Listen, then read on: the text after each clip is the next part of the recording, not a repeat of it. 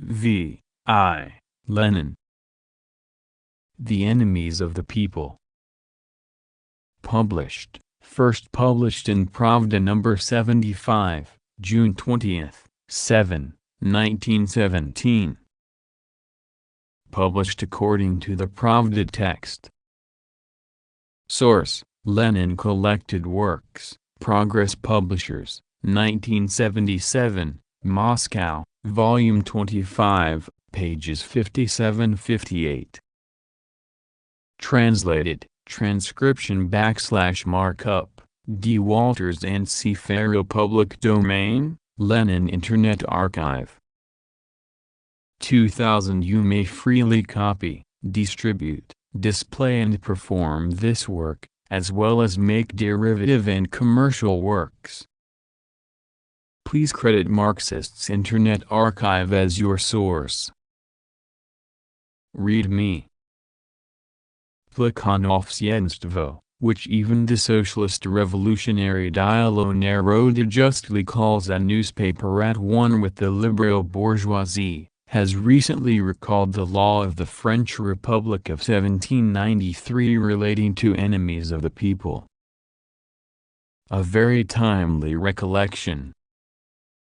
The Jacobins of 1793 belonged to the most revolutionary class of the 18th century, the town and country poor. It was against this class, which had in fact, and not just in words, done away with its monarch, its landowners and its moderate bourgeoisie by the most revolutionary measures, including the guillotine, against this truly revolutionary class of the 18th century, that the monarchs of Europe combined to wage war. The Jacobins proclaimed enemies of the people those promoting the schemes of the Allied tyrants directed against the Republic. The Jacobins' example is instructive. It has not become obsolete to this day, except that it must be applied to the revolutionary class of the 20th century, to the workers and semi-proletarians.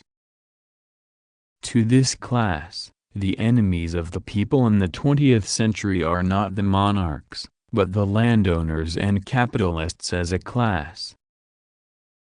If the Jacobins of the 20th century, the workers and semi-proletarians, assumed power, they would proclaim enemies of the people the capitalists who are making thousands of millions in profits from the imperialist war, that is, a war for the division of capitalist spoils and profits. The Jacobins of the 20th century would not guillotine the capitalists. To follow a good example does not mean copying it. It would be enough to arrest 50 to 100 financial magnates and bigwigs, the chief knights of embezzlement and of robbery by the banks. It would be enough to arrest them for a few weeks to expose their frauds and show all exploited people who needs the war.